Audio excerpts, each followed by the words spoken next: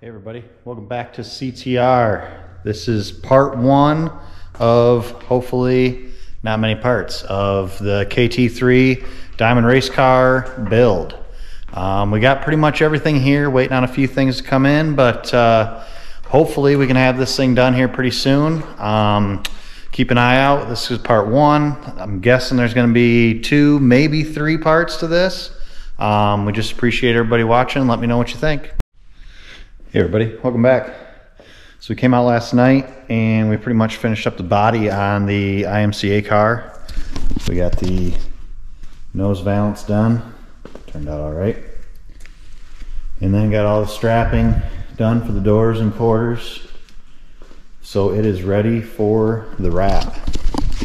Modern Images got a hold of me today. Wrap should be here probably Thursday or Friday. Quick as hell like normal. Them guys just, they bust shit out.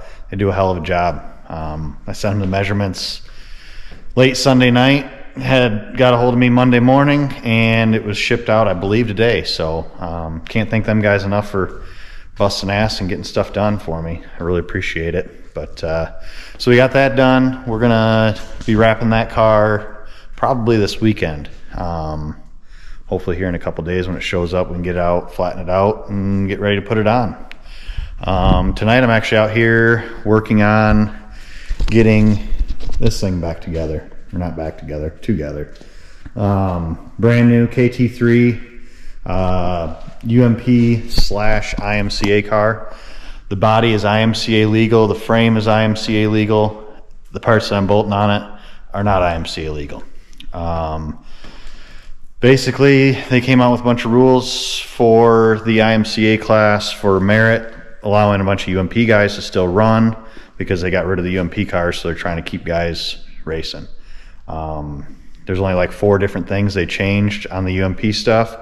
So we're gonna bolt every part that we have on this car that came off my old UMP car, and we're gonna bolt it on this thing, and we're gonna run it at merit. And then hopefully, you know, we'll be able to run it at other UMP shows as well. So hopefully we can get somewhere else and run. The body's a little bit narrower, and other than that, there's not a whole lot of difference between this and the UMP stuff. So yeah, so I'm just out here tonight. I got the left front put on. Luckily, pretty much everything is all bolted together. Everything came apart. The other car, we tried to keep it together as much as possible so it'd be a lot easier when we go to put it back on the car. So a few brand new parts we're gonna be bolting on, just some changes that Ryan has made down at Diamond that hopefully will make this thing fast. But yeah, I'm just out here tonight gonna work on this. Hopefully we can wrap this thing up maybe by the end of next week or something if I can keep getting out here and busting ass on it. But yeah, so I'm gonna get this stuff going. Hopefully the wrap shows up. We'll do a quick video of the wrap reveal for the 2023 cars. I think they're all gonna be pretty much the same. That one over here might have a little minor addition to it. We're not quite sure yet. We might change it up a little bit, but nothing too crazy. All the same sponsors and everything on it, just might have a little bit different design on it. But yeah, so I'm gonna get back to work and I'm gonna start busting some of this stuff out. Hey everybody, we are out here tonight. We're gonna be doing a little bit more work. Last night we were able to get the whole front end done. Pretty much ready to go as far as that. Just gotta do the loads on the front. We haven't done that yet, but I got everything hooked up, ready to go. Tonight we're gonna work on doing fuel cell, putting it up in here. That fuel cell cradle that's on this one will not work on the new car. He's got it mounted different and it's a little bit different location. So we are gonna have to take the fuel cell cradle off that and put the other one on. Should be a lot of fun. I gotta get some fuel out of that fuel cell. It's pretty heavy right now and I'm by myself, so can't really do a whole lot there, but hopefully we can get some of the fuel out of that and I can get that thing mounted up in there, but we'll see what we can do.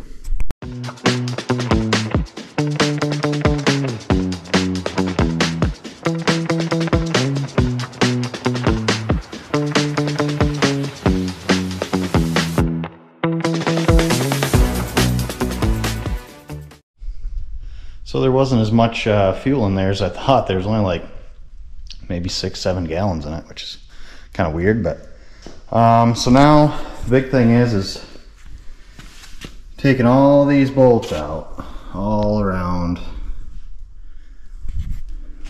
there, and take those out, and then we'll get the other one up on there, mark our holes, take it back off, then we'll drill the holes.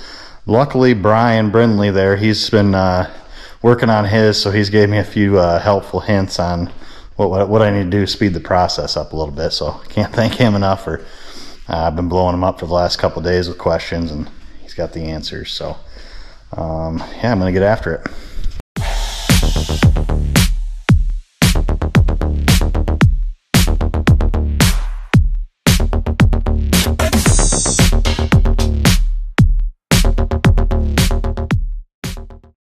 So now what I'll do is I'll go through and I'll mark all these holes with a Sharpie, because you can't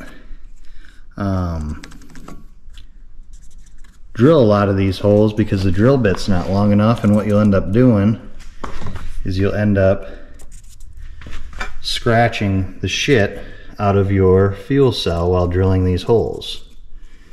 So what we do is just go through and mark them all, and then we'll pull the cell back off.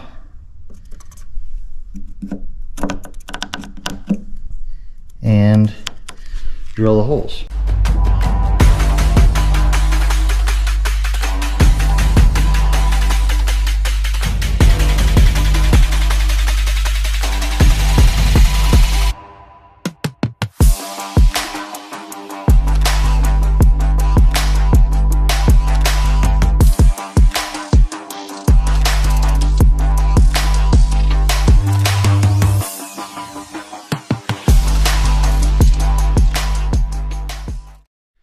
So it went somewhat good. The some of the holes were a little bit off. I think that's just because the fuel cell was sitting in there a little bit off when I marked the holes, but took the drill to it and walled them out a little bit, and all the bolts are in, nuts are on, and now time to try and get this son of a bitch up in the race car. I'm going to lower the lift down a little bit and see if that'll make it a little bit easier for me to get that thing up in there. So we'll see what happens.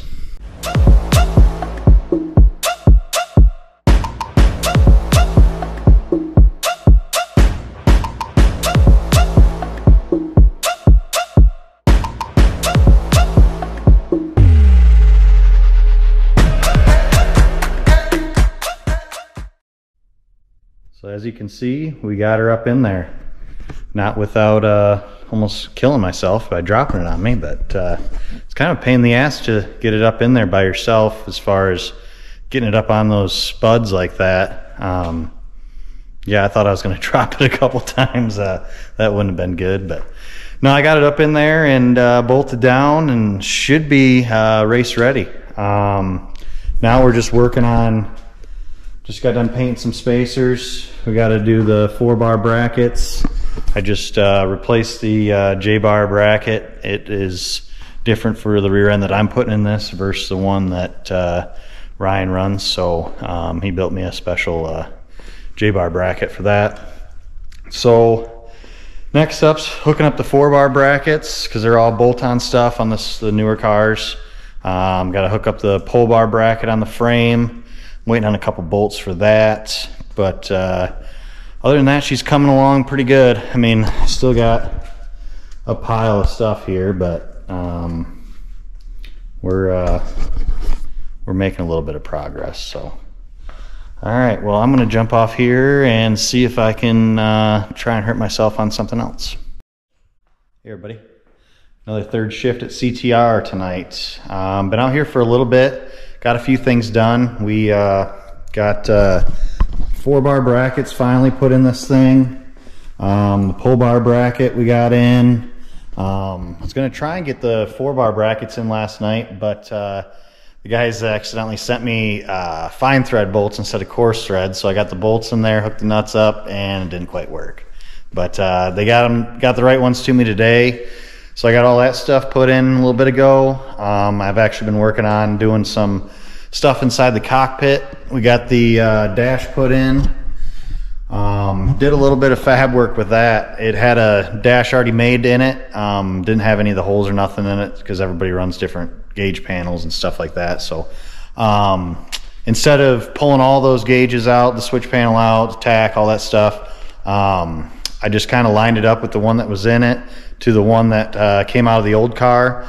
Did a little bit of fab work to it and made it work. So the only difference is it's gloss black versus the flat black, which is on all the aluminum, but it's all right. But other than that, I've been doing, like I said, got the gauges in, got the MSD in there, got the brake pedals, gas pedal I'm going to work on a little bit. The master cylinders are all in. But what makes this really nice is Ryan drills all these holes out with his new laser jet machine. So that's really cool. It makes my job a hell of a lot easier.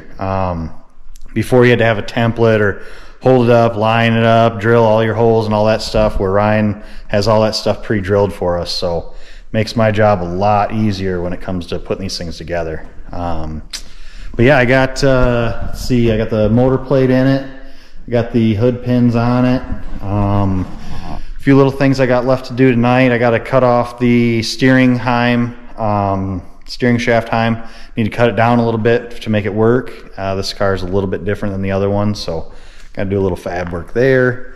I think I'm going to try and get the gas pedal in tonight if I can. Can't get the sweet collapsible steering shaft in quite yet. I'm waiting on the mount for it. It's coming from Weir's machine. Weir's stuff is the best on the market when it comes to pretty much anything when it comes to race car. We run all their stuff. It's top of the line work, made in America, so that's cool. But yeah, that's coming. I think it'll be here Saturday, so we got to wait on that. Didn't order it till late last night. Didn't realize I needed a different one than the one that was in the other car. So, but no big deal. I can do other stuff, keep me busy. Gonna take the next couple nights off. Me and the wife are taking the kids down to Monster Jam. Never been to one of those, so should be interesting to check it out. So we're gonna take the next couple nights off. Might try to get back out here Sunday, not quite sure. The wrap for the IMCA car is actually going to be here, I believe, tomorrow. So I'm going to get that thing out and on the body table, flatten it out, and I'm going to try and put that on maybe next week. We already have the wrap for this car, but I don't want to put the body on quite yet till we got everything in there. It's just a lot easier working on it when there's no body panels hanging off of it. So we'll get the wrap on that thing once we get this thing finished. But it's coming along pretty good, actually. I'm really happy. Just, you know, tinkering away every night a little bit. I think Todd's gonna be back next week. He's been on the injured reserve for the last week or so. He's had some surgery last week, so hopefully he feels better here soon.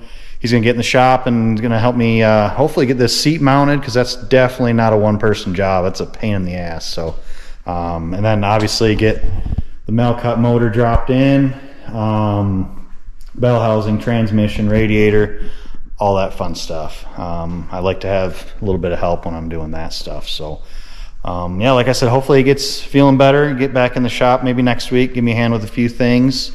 Other than that, I think I'm just going to tinker away a little bit tonight. Like I said, this is part one of hopefully only 2 parts, possibly 3, depending on how it goes. But hopefully just 2 parts. We really appreciate everybody watching. The views has gone crazy. It's awesome. Subscribers, all that stuff. We really appreciate everybody following along. If you could, just hit that subscribe button, like button, comment. If you guys want to see something while I'm out here working, let me know. Just kind of flying by the seat of my pants right now as far as the content and stuff like that. It's hard to work on stuff with both hands and hold a camera at the same time. So like I said, if there's anything you guys want to see while I'm doing this, obviously I'm not going to put everything on here. Got a few speed secrets, you know. No, just let me know. It'd be cool to hear what you guys have to say. Let me know if I'm doing something stupid, you know. I'll see what I can do about that. Like I said, I appreciate everybody watching. Look for part 2 coming in the next week or so. Thanks again.